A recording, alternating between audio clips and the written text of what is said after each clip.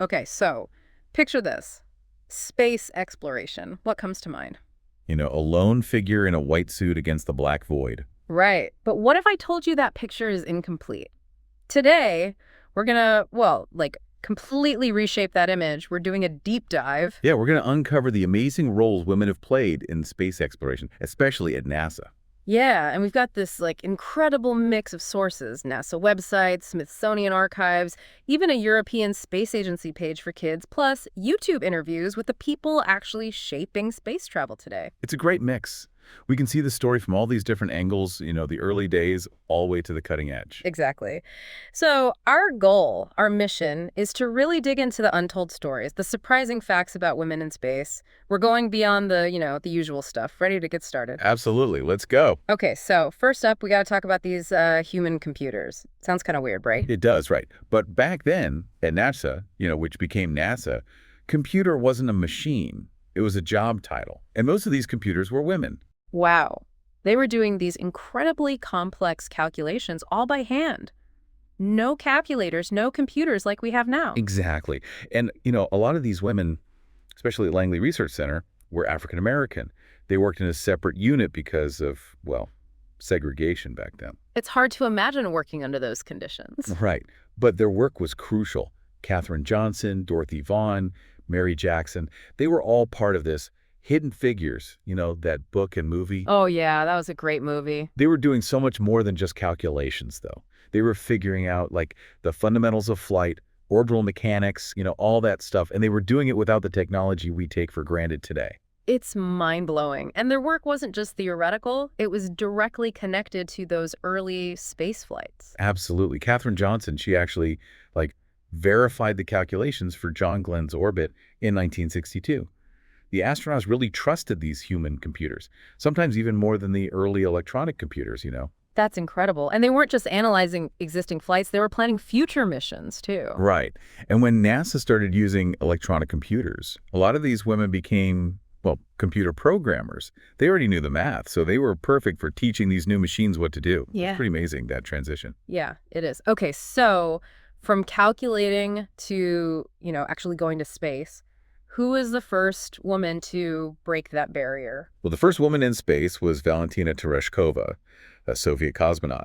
She went up in 1963 on Vostok 6. Vostok 6. And she did a whopping 48 orbits around Earth. 48, can you imagine? No, I can't even imagine. But then there was a long gap, right? Like almost 2 decades before another woman went to space. Yeah, 19 years. And then in 1983, Sally Ride became the first American woman in space. Sally Ride on the Space Shuttle Challenger, but she wasn't actually the second woman in space overall, right? No, that's right. There was another Soviet cosmonaut, Svetlana Savitskaya. She went up in 82, and in 84, she became the first woman to do a spacewalk. Wow, a spacewalk. And that same year, Catherine Sullivan became the first American woman to do a spacewalk. On the same mission as Sally Ride, right? Yeah, on Challenger. It was a big year for women in space. Definitely. And we can't forget Mae Jemison. Mae Jemison, the first African-American woman in space. She flew on Endeavour in 1992. So many firsts. It's incredible to think about how each of these women was, breaking new ground, opening doors for others. Absolutely. Yeah. And their contributions go way beyond just being the first. They've led missions, made scientific discoveries, and really pushed the boundaries in so many ways. Totally. Like Eileen Collins. She was the first woman to pilot a space shuttle and then the first to command one. In 1995 and 1999. And she also commanded the first mission after the Columbia disaster. Talk about pressure. Yeah, that's a lot of responsibility. And then there's Peggy Whitson. She's just amazing. Peggy Whitson, she's got so many records. First woman to command the International Space Station, first to command it twice, and she holds the record for most time in space for a woman. Over 675 days. Wow, that's almost 2 years in space. Imagine that. Yeah, hard to wrap my head around that. But not every qualified woman got the chance to fly. The Mercury 13, that's a really sad story. It is, yeah. These were 13 women pilots who did the same training as the Mercury 7 astronauts, the men. They passed all the tests, often doing even better than the men. But they never got to fly in space. Why was that? Was there some kind of scientific reason they were excluded? No, not at all. It was purely societal, political. They weren't allowed in the Special Astronaut program. Wow, that's just not right. It's a huge missed opportunity. Jerry Cobb and Ginny Hart, They fought hard to get their program reinstated, but it didn't happen. It's a reminder that progress isn't always a straight line. Definitely. But, even without those astronaut opportunities, women were making big contributions in other areas, Hmm. like Nancy Grace Roman. She never flew in space, but she's known as the mother of Hubble. The Hubble Space Telescope. Yeah. She was NASA's first chief of astronomy. She saw the potential for a large space telescope and brought together astronomers and engineers to make it happen. That must have been a huge undertaking. Oh, yeah. She had to get funding, convince Congress, overcome all kinds of technical challenges. It took decades, and she was leading the way the whole time. Wow, she was really dedicated. Absolutely. Yeah. She was essential to the Hubble success, and the Hubble changed our understanding of the universe. Incredible. So even without going to space themselves, women were making it possible for us to explore the cosmos in new ways. Totally. And in more recent times, we've seen women taking on even more diverse roles in space exploration, like Kalpana Chawla. She was an engineer and astronaut, the first woman of Indian origin to go to space. She was on the Columbia mission that tragically ended in disaster. Yeah, but her story's still inspiring. And there's also Dr. Patricia Cowings. She was the first American woman to do astronaut training, but she didn't actually go to space. What did she do? Well, she developed this amazing program to combat space sickness. It's called AFT, Autogenic Feedback Training Exercise. Wow, so astronauts can learn to control their, physiological responses. Exactly. And she's still at NASA researching spatial disorientation at the age of 75. Incredible. And we can't forget about the first all-female spacewalk. Right. Christina Koch and Jessica Meir, they did that in 2019. They were outside the ISS fixing a battery unit. That's a huge milestone. It is. And Christina Koch also holds the record for the longest single spaceflight by a woman. So many records being broken. It's amazing. We also had Barbara Morgan, the first teacher in space. Yeah, she was actually the backup for Kristen McAuliffe from the original Teacher in Space program. Oh, wow. So she carried on that legacy. She did in 2007 on Endeavour. And then there's Kate Rubins. She was the first to sequence DNA in space. In space? How is that even possible? She used this device called Minion.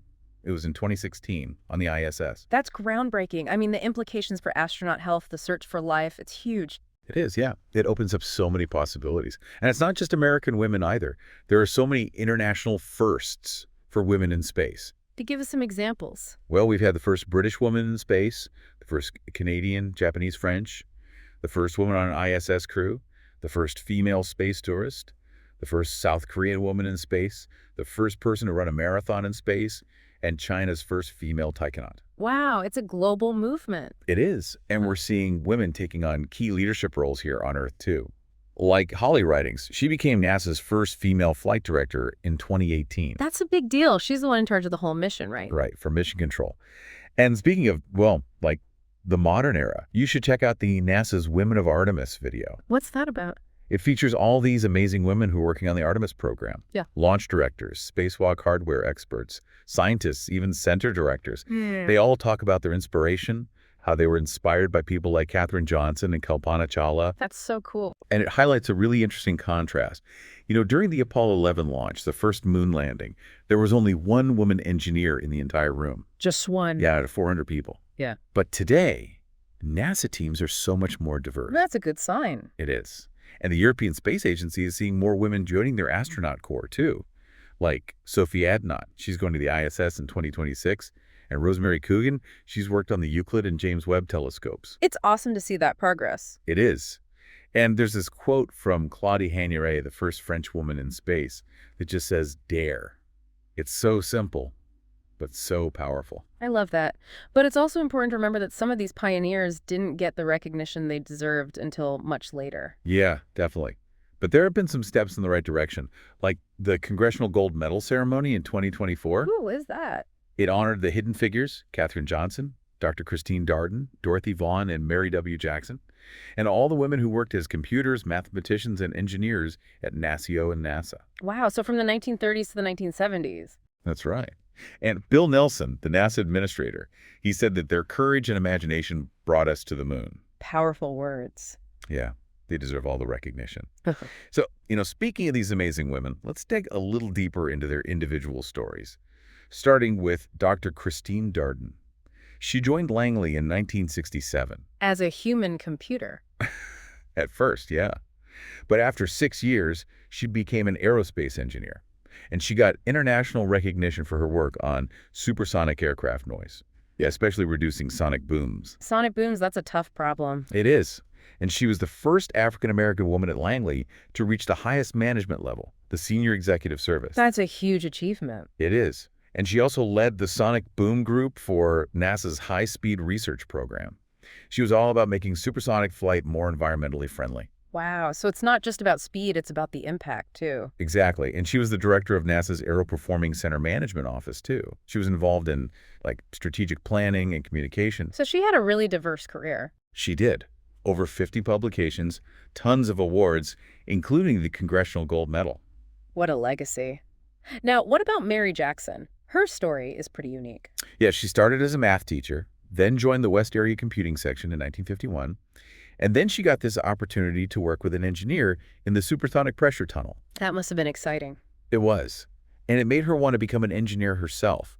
But, as a black woman in the 50s, it wasn't easy. I can imagine. She needed to take graduate-level math and physics courses to qualify. But these courses were at the segregated Hampton High School, so she had to get special permission to attend. Wow, she really had to fight for her education. She did.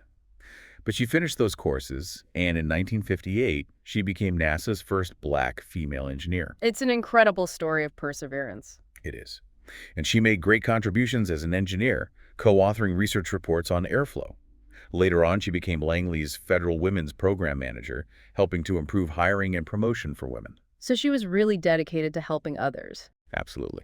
And finally, we have Katherine Johnson, probably the most well-known of the hidden figures. She was a math prodigy from a young age, then became a teacher before joining NCA in 1953. And she quickly rose to the ranks, right? Yeah. She was assigned to the Maneuver Loads branch, and after Sputnik, her work became even more important. She did the math for early space technology documents and joined the Space Task Group. That's a pretty elite group. It is. And she did the trajectory analysis for Alan Shepard's Freedom 7 mission, the first American in space. Wow, so she was there from the very beginning. She was. And in 1960, she co-authored a report on orbital spaceflight, the first time a woman in her division got credit like that. That's amazing. But she's probably most famous for her work on John Glenn's mission, right? Yeah, the Friendship 7 mission. Glenn was a bit wary of the new electronic computers, so he specifically asked for Katherine Johnson to double-check the calculations. He wanted the human computer to confirm the computer's work. Exactly. He said, if she says they're good, then I'm ready to go. He trusted her completely. That's a powerful testament to her skill. It is. And she went on to work on Apollo, the space shuttle, the Landsat program. She had a 33-year career at Langley and wrote or co-authored 26 research reports. She's a true legend. Absolutely.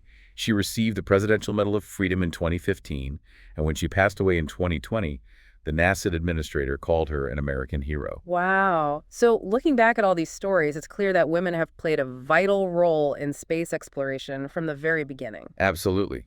Their contributions have been diverse, essential, and often overlooked. But thankfully, we're starting to recognize and celebrate them. They faced challenges, broken barriers, made groundbreaking discoveries, and inspired generations. It's amazing to think about all the progress that's been made, but it also makes you wonder, what about the future? What new discoveries are waiting to be made? And who will be the ones making them? Right. What if we embrace the talents of everyone, regardless of gender, background, anything? What could we achieve then?